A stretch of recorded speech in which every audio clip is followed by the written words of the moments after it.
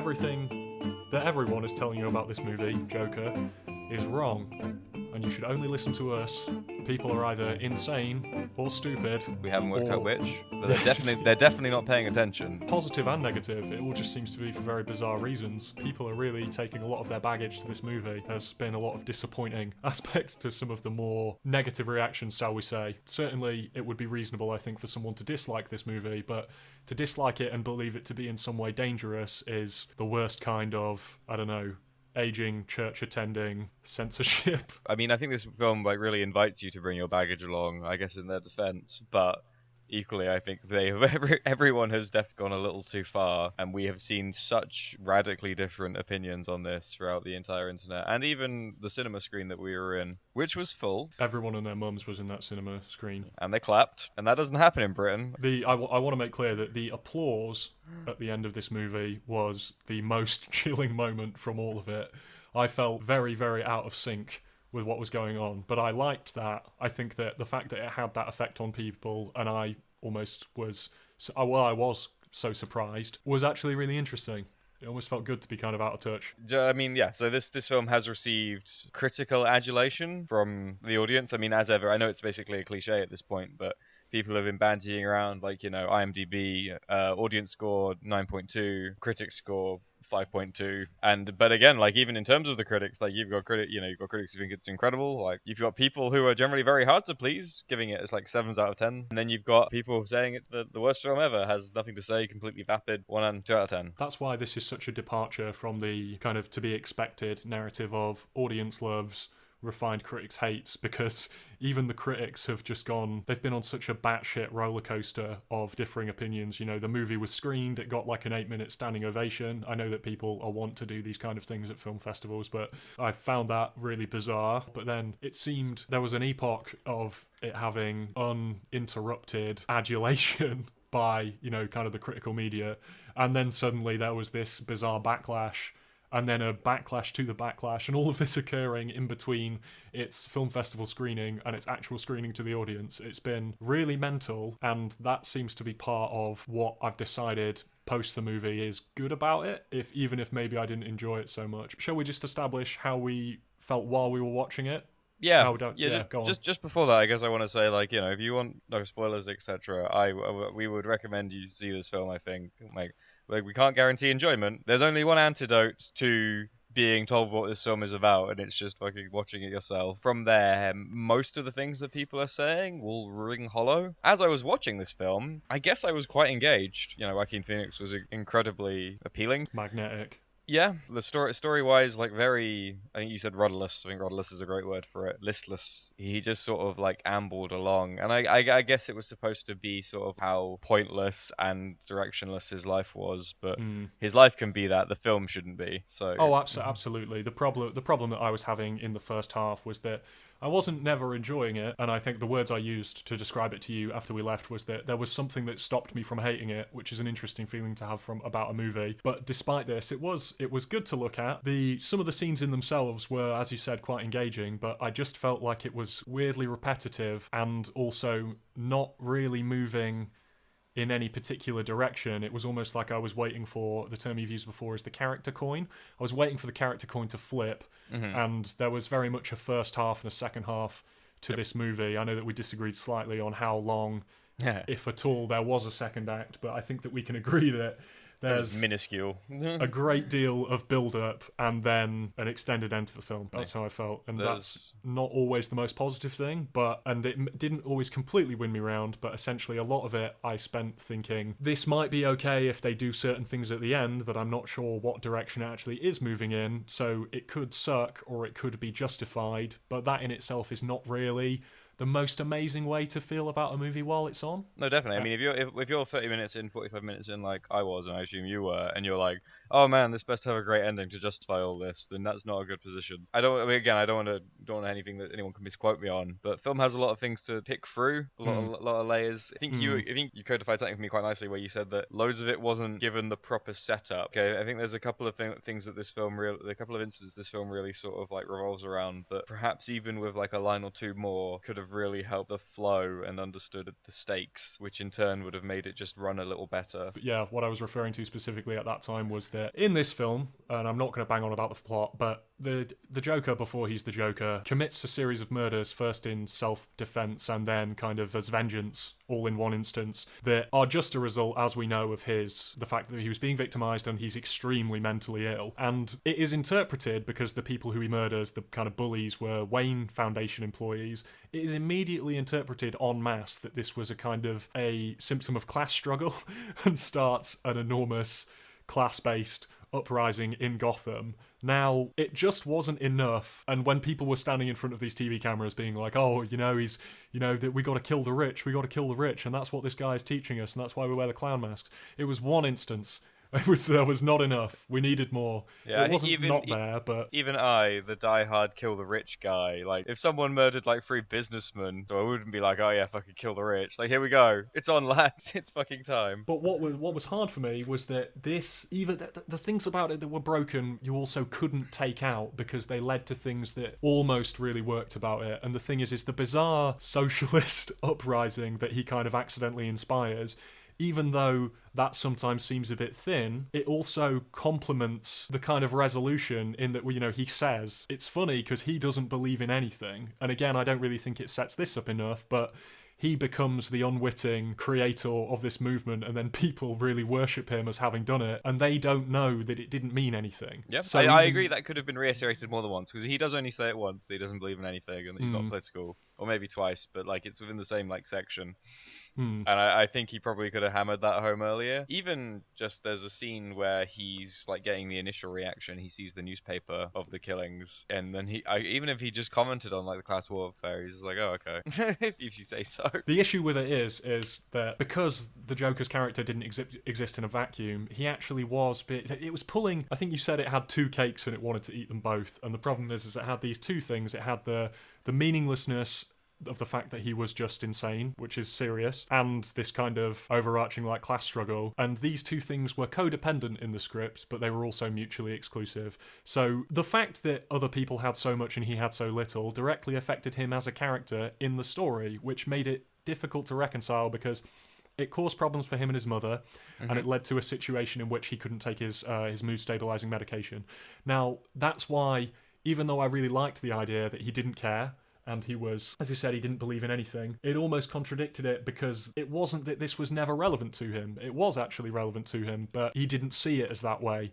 And that's clever, but also doesn't work. Do you see what I mean? It was pulling away from itself. Yeah, because it meant that it couldn't really commit to either properly. But yes. But again, that's kind of, I guess this is what people say when they mean it had nothing to say. But I do think that's being disingenuous, because I guess what they're saying is it was safely unsafe. Like it didn't commit to class warfare, and it didn't commit to complete nihilism, but it wanted to do both. And yeah, I think that's the problem with interweaving it. I was actually thinking about things I'd take out, and you know what? As much as I enjoyed the tension of some of the Wayne stuff, I think if you removed the father aspect and just had the Wayne aspect of it, if you spent more time characterizing him not as the father but as bumbling Reagan era captain of industry, yes, and if you spent more time just characterizing those 3 supposedly Wall Street-esque motherfuckers, they could have even been named people. You could have introduced Thomas Wayne and his mate, promising young star Bumblefuck acting like he's this big altruist on the news, and then you see him being abusive on a subway. You're right. Exactly. Perfect. Just link the 2 characters, make it so he actually does know them, because they say that it's I never met these men, but they were probably good employees. It's no, it needs to be, if this is going to examine the character of Thomas Wayne, which it does, and it doesn't do poorly in my opinion. I think that's one of the things it does all right. It needs to double down on that and probably just cut loose on the other Thomas Wayne stuff, and maybe even the Bruce Wayne stuff. I mean, it was enjoyable, but also it kind of needed to go. But then if it does go, it's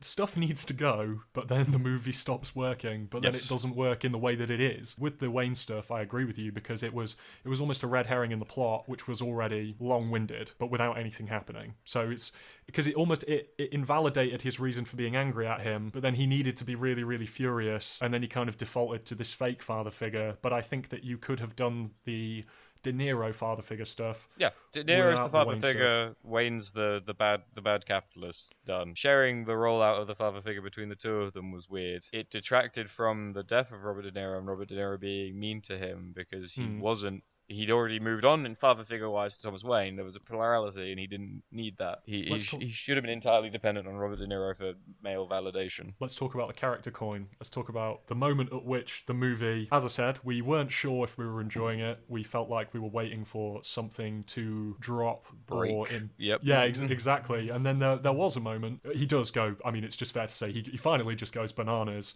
and he does commit a murder. And it's horrifying, but it has this moment of such excellent, dark, tragic comedy in it that isn't at the Joker's expense for once, it's at someone else's expense, that was so clever that I couldn't believe that it wasn't going to continue in that kind of quality vein right up until the end. And it's not that it never had bits of that again, but it was never that concentrated. It was exactly. a really good moment, and as it turns out, I guess it was just a flash in the pan, which is really sad. Yeah, at that moment, I was like, oh shit, here we go. This is it. It was so darkly comic and unique. And well planned, well set up. That apartment scene is perfectly pitched. He got vengeance on someone who had not only fucked him over, but he also didn't seem to like it. They set up that he didn't like him laughing at the little person. I like that a lot, and they even set up that the little guy was nice to him as well, which was that was charming, and that was very not humanizing is the wrong word. It really put you in his head for a moment again, and I really enjoyed his laugh. That was good. Joker laughs are always a sticking point, but I thought this one, I liked this one was uncontrollable, and it became I'm not gonna say this definitively, but I liked that the movie tried to tease you into seeing exactly what it was that caused the laugh. And at one point, it's when he's walking away when the douchebag has been very mean about the little person. He was doing the laugh, but you knew it was his uncontrollable laugh. And once he was round the corner, he stopped. And it seemed to be triggered by things that he found really, really unpleasant. That's why the best laughter scene for me is when he's like clearly terrified on the train by the three bully people, and all he can do is laugh, and he can't stop laughing, but he's clearly really upset. He gets what he wants. He's gone completely crazy. His grandmaster plan, which isn't much of a grandmaster plan, but he's going to go on the talk show. But you had a lot of feelings about that talk show scene, as did I. I felt like it summed up everything else about the movie. It was sporadic, it came close to greatness, then it would kind of sabotage itself. Even when he came through the curtains and was dancing, it was just so perfect. And I loved how vitriolic De Niro was towards him, because it was, and this whole conversation about how, oh, what, so you decide what's funny, I think it's funny I killed these people, and he didn't say this explicitly, but it was like, De Niro, you think it's funny to laugh at what we know is an extremely troubled and mentally ill man who's been shortchanged in every conceivable way by his family and society at large. That's funny, you get to make that decision. And I thought that was actually quite... It was great. That was metatextual. It really... Yep, and again, as you pointed out to me, it mirrors Todd Phillips' career, for better or for worse. I think that's really interesting. I know obviously he's in trouble for his, can't make jokes in woke culture, and I'm not going to really weigh in on that, but I mean, fuck it. He put it in the film, and he made an interesting point while doing so, and he made it feel like a realistic conflict these characters would have. I loved that, not because I like Todd Phillips, but because I find him so annoying. It's a good thing for him to say, because I just want to be clear, I'm not really a fan of The Hangover, but whatever. But The Hangover 2 is like the worst cinema experience I ever had, and I bring this up only to say that it was the most joyless experience ever. One of the main comedic set pieces was someone realising that the person who they'd had sex with was, sorry, officer, but what I believe Alan Partridge would refer to as a Bangkok ladyboy. And they're just so disgusted, and the movie wants you to be disgusted with them. Jesus.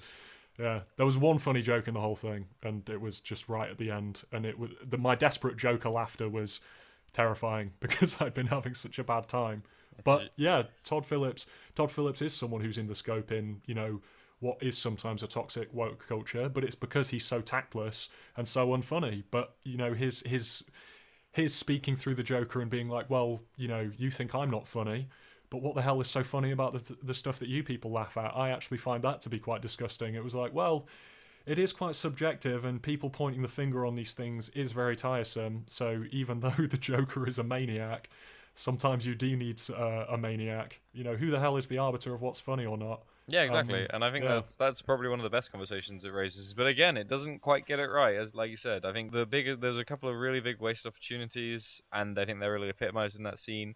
One of them is just the over-reliance on dialogue and rambling dialogue, and I get that he's not supposed to be an articulate man because he's mentally ill, but fucking hell, you can give him impactful lines because he thinks about this a lot. We see him rehearsing this. We know this is important to him. Exactly. And I think and again, so there's a real issue here with the film uses several really good and topical songs. It uses Smile, it uses Send in the Clowns, and it uses That's Life as Murray Franklin, Robert De Niro's characters, sign off. Obviously, as soon as that song plays, if you're like me and Josh, then the entire lyric sheet flashes before your eyes. Yes. And you can basically at that point ad-lib some of the beats. And despite the fact these people were looking at this script and working on this project, they really missed some easily impactful moments that could have cemented any one of those songs into being like the Joker song. It really was. It was almost jarring with some of it. It's like when they were playing that and His Name Was Carnival song, because that's a good song, but while they were playing it, I was just like, I feel like we're in Guardians of the Galaxy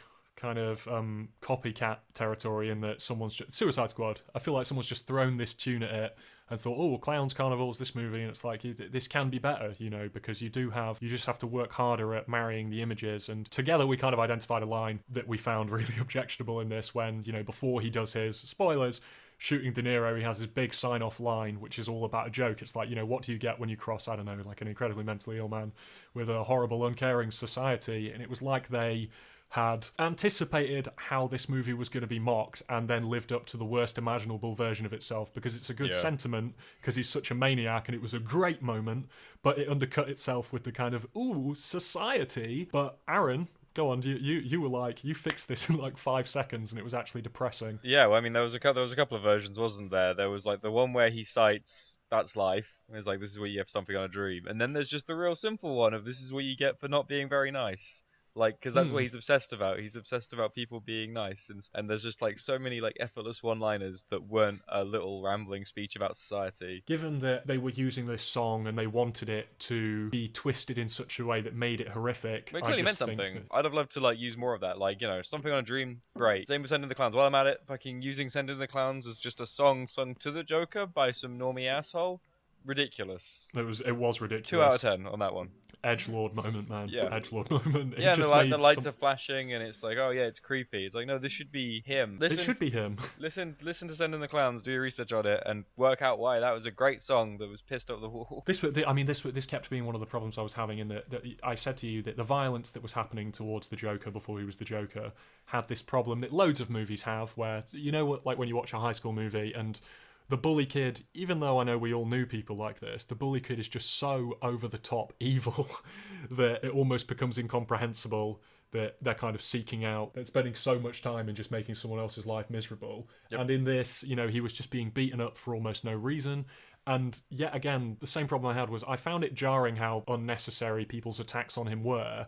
But then I also, I said to you partway through the movie that I was like, if this is going to be about anything, it's going to be about shit happening for no reason. So even though I kind of wanted that violence would have made more sense to me if they'd done something more with the characters, at the same time that once again would have taken away from the final message. And but it's just a couple of like little quality of life things, I think. Like the two that come to mind is that you said that, and I agree with you, that like his boss, like Hoyts, or whatever it's called, the clown the clown agency that he works for. And again, everyone keeps getting this wrong, fucking people. Everyone's like, he's a board spinner clown. Like, that's not what he does. That's a single job he takes up. People don't actually pay attention to movies. This is fucking bullshit. It is really annoying because he also goes into children's hospitals. He has and they all do loads of very jobs. They're in their fucking like Teamster hall at the beginning of the day. They go out and do different things. That was brilliant. I could have had more of that. I think maybe more could have been done with that because it was so funny. Yeah, just great. A bunch of these guys, quite like seedy guys as well, who are some of them have got guns. And they're all fucking half dressed up even as clowns. Yeah. It works. Because it's like the schlubbiest guys imaginable. He gets called into the office of Hoyt, who's, like everyone, just unerringly mean to him. Hoyt is annoyed because the sign got broken when the youths unerringly smashed it over his head and then kicked him a lot. A lot of people kick him in this film. Yes. And he's like, oh, I just give him back the sign. And you said there's no reason for him to, there's very easy ways to show, like the bruises and stuff. The sign's been taken. But I was like, oh, a much easier way is like him saying, oh, they broke the sign. And he's like, I don't care who broke the sign. That man doesn't have a sign. And if there is no sign, it's being ducked from your pay packet. Because that's much more like logical. That's how businesses work. You're absolutely... See, this was what I was annoyed at the scene because he didn't believe him that he was jumped. And yet, 5 seconds, no shit, 5 seconds earlier, he'd had his shirt off and you could see all of his bruises. It would have been great, you're right. Like, what if he actually did show the bruises? He was like, look what's happened. He's like, put your fucking shirt back on. Like, I give a fuck about your bruises. Like, you know, he needs his sign. I care about a sign. Like, it could, like, I would, while the songs are obviously bigger and more connected to, like, the theme than that, I would still argue that they are the same because they don't really alter anything.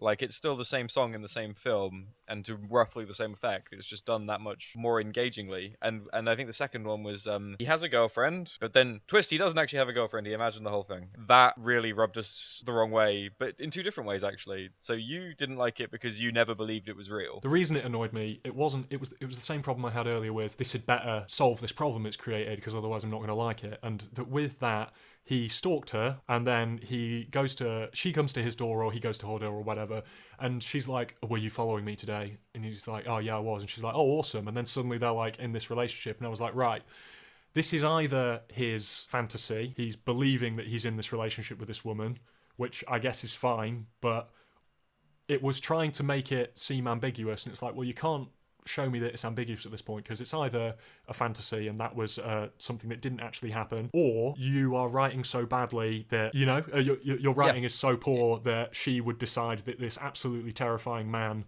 following her was worth getting into a relationship with him. So there was no ambiguity there for me as an audience member. It could only be the slow train to Twist Town or just ridiculous subplot.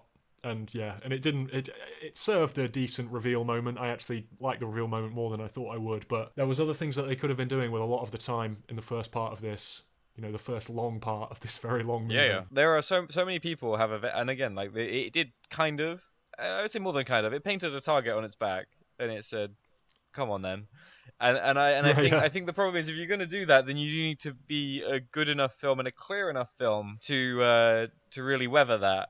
And it isn't, and so I think, unless this was their aim, they have accidentally created the next bloody cultural battleground, and I don't think the source material does the people who I believe are arguing in good faith enough to warrant defending it. And so it's going to be really annoying to watch people, just like half watch it seemingly from how they're talking about it, and then B, jump to whatever conclusion they drafted before they went to see it. What does annoy me, though, is that from all of these reactions, I still don't believe that anyone... I think if there is one overarching theme, that it must be kind of one of the main points of this movie, is this idea that he created something, and maybe some of the reasons that people aren't picking up on this is because it's not set up very well, as we've said, but he creates something that he had no interest in, and it's really, really funny that he gets the attention he wants and the adulation he needs from people who were adoring him for something he wasn't even involved in and doesn't even care about. And no one's talking about this. And I wanted to run through with you one of the things that really annoyed me was, so Jonathan Ross, he loves comics and he actually does really love movies. A lot of critics who I used to respect or at least knew liked movies and didn't act in bad faith have really kind of turned a corner in recent years and started saying things that either they believe and that means they're quite fickle, or they don't believe and they're just saying, which is fashionable. Either which way, it's quite disappointing. He said that he hadn't yet seen Joker, but he was quite annoyed at the idea of it. And he did qualify, he was like, I haven't seen it yet, but, fuck off with your buts. And what he said was quite indicative of a lot of the hysterical media reaction I've seen to this movie. He said that he was worried that groups of people like incels, and he names incels specifically, might end up glorifying this character because he's glorified in the movie and having someone to rally around and validate their kind of rage, and that this was an irresponsible thing to do. And other people have said things to the effect of, this is going to inspire violence. Are you worried it will inspire violence? Do you think people are smart enough to understand? I mean, they're not even going that deep in with it, which I think is quite disappointing. But what's so funny is that if you actually watch this movie and you're not just fingers in your ears la-la-la-ing the whole time, if you're not completely off the ideological deep end, it doesn't glorify anything at all. You put it correctly. He's pitiable. It's sad. It's pathetic. He does everything by accident. And the actual point is that the people in the movie who think what he was doing meant anything are deluded. Yeah, they are the idiots. And again, like I said, I think where I walked out of the cinema a bit happier than you was the ending has there's like a sort of full on 80s style riot against the class. Exactly, against the ruling class and against the police specifically. Like it starts with like two police officers who have been hounding Joker getting put in hospital. And then it escalates with the shooting of Robert De Niro into his arrest, into his freeing, quite via an ambulance into the back of the police car. And then he's sort of like messianically carried out of that police car and like placed on a bonnet, and then he rises and everyone's like cheering him, but And he dances. yeah, but and then they love it and they're loving it, but he's dancing, he's not dancing for them. He's just doing whatever the fuck he wants, and he doesn't give a shit about them. And I think that, and yeah, in that moment I was like, yeah, you know what, that's a really funny payoff. Like That's Joker. Yeah, exactly. That's Joker all over as well. Yeah, I just wish that and again, it had I been think, set up better. Carry on. no, definitely, yeah, exactly. It needs to be set up much better, and if it had been set up much better, then it would have been all the more satisfying. Best movie ever. You know, people always wonder, like, why would henchmen serve the Joker? Why would people serve the Joker? And like, you know, he probably, you know, if he spared to wonder that, he might also wonder that as well. But he doesn't care. He's just happy that people, you know, not even happy. He's just, just people just do stuff for him. That's great. Royal hurt. A working class hero, not at all. Like, not anything. And because he is just a wretch of a man. He's a man who can't build interpersonal relationships. And I think that's what this film's, you know, probably about. Is just like, you know, he has. And I wish there was I wish I had a thesaurus on me for another word for society, but he has no connections to society. That's right. He doesn't. He tries to like his mother. He lays it really thick about being happy and making people happy, but he doesn't really get it. He doesn't have a father figure, but he supplants it onto whoever passes. He doesn't like his psychiatrist. He doesn't like his work colleagues. Like he has no capacity for engaging with people, and yet he wants to do one of the like highest points of engagement, which is making people laugh. And again, it would all it needed to do was like step away from itself for a moment to work out that that's what he was trying to say. Yes. And just double down on it, and that would be great. When I was trying to, obviously, went running to the standardized rating systems to try and explain my feelings on this movie because it was so all over the place, but also not. I ended up saying, you know, 3 out of 5, 6 out of 10, the most interesting ratings you can give a movie that maybe doesn't succeed. But if it succeeds in one way, succeeds in the way that there's no implied parity with the quality here, but it succeeds in the same way that Fight Club succeeds, in that Fight Club is a movie about people who try and find meaning in a way that's completely ridiculous, make fools of themselves, beat each other up in basements, and become anarchists and terrorists who don't even understand the things that they claim to believe. And that's why it's funny, but that's just the setup to the joke in that movie, because the punchline is the reaction to the movie, in that either people think it's serious and it's scary, or people take it seriously, you know, like the toxic teenage boy, the people who you've met who just really love Fight Club, but they don't realise that the joke is on them and the joke is on the characters. And the Joker 2019 has this quality, and I've never seen it in a film since Fight Club, in that people are expressing fears that this will inspire ideological violence, and that is the punchline to the setup, because in this movie people believe that the Joker's violence was ideological, and yet it shows you categorically that it wasn't. Yep. And that is very, very funny. Obviously it's a very different point we're at compared to where Fight Club came out. Like there's a lot more internet access usage. I wouldn't, but I mean, even still, I think that this could be that next film. I mean, it's certainly going to be, whether it have the staying power of Fight Club in terms of is anyone's guess, but I mean, fuck, if people are applauding it, then probably. That was what was so brilliant, you know. I mean, we may not have loved it as much as them, but, and I said to you, my cynical thought was, these, because it was a 15, I didn't realise it was going to be a 15, but I just assumed that they were young. But you know what, fuck it, maybe they were young, and maybe that really spoke to them. Yeah, and that's great. And like I said, I fully can imagine that this would speak to someone, like, really, really well. I can imagine that you'd be like, man, you know what, we do live in a society. And I'm not saying that as a meme, I'm saying that as in, that's like a realisation someone could have. And like someone realising that everything's just like a failed interpersonal relationship could be not like liberating, but you know what I mean, like quite a reveal. No love for Todd Phillips, but I guess if his plan was to, like, as he described, I think his words, Trojan horse, a film about something into superhero films. Not that I really believe many people are seeing this because it's a superhero film, frankly. I do love that weird twisted logic. Then yeah, I guess he did it. There is Wayne stuff in this. And there is, obviously, I remember I told you there was that hilarious thing where Joaquin Phoenix and Todd Phillips suggested DC Black Label, and they shot it down. They said that's not happening. It seems like that is happening now, and so it looks like we might be getting more films in this vein. And also, I mean, if this has already broken the opening box office for October records, where do you think we go from here? I just think that I'm a necessary optimist with kind of movies. I think that people have really bagged on Todd Phillips for saying that the only way you can make a movie, like an interesting or good movie these days, is by Trojan horsing it out in a superhero or Disney thing. And I don't think that he deserves mockery for that, because you can't get even though I don't think that he's brilliant and I don't think he really hit his mark the way that he wanted to, or even if he knew what he was aiming at, he's not wrong. You do have to do that. And if that's the situation we're in, if I think that you can make a good movie out of anything, and if we need to explore the kind of zany ideas, and if we need to do movies about class uprising and false messiahs in Joker movies, then do it. I mean, I don't consider it of less artistic merit than the way that we were doing it in the 70s. You know, I don't think that. Yeah, the game's just changed.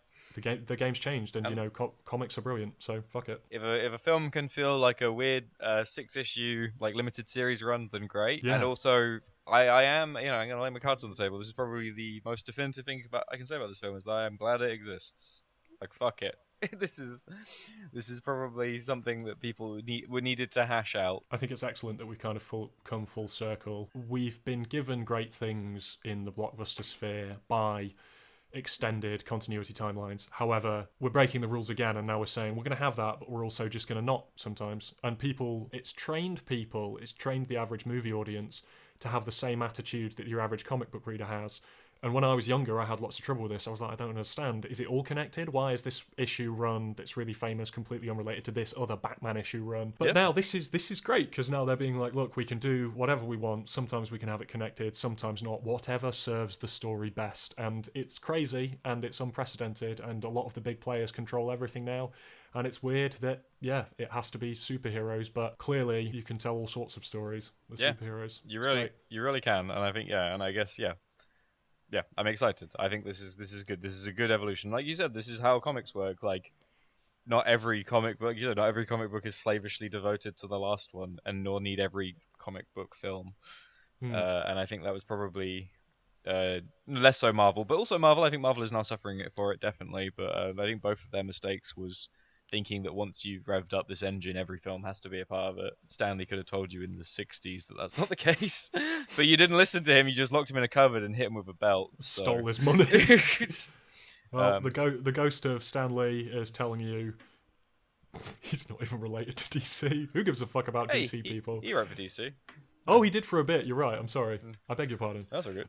They all wrote for everyone. There's a lot of cross-contamination there. No loyalty amongst thieves, right? So. Indeed. Well, the living, no, sorry, the ghost of Bob Kane is screaming at you. Don't let people tell you what this means. Just go see it for yourself. That's what you need to do every time. That's what we need to do. There is way too much guff floating around. Make your own mind up. You won't waste your money buying a ticket for Joker. Even if you hate it, you won't waste your money. That's it. Thanks for listening. Like and subscribe. We've been Check for Traps.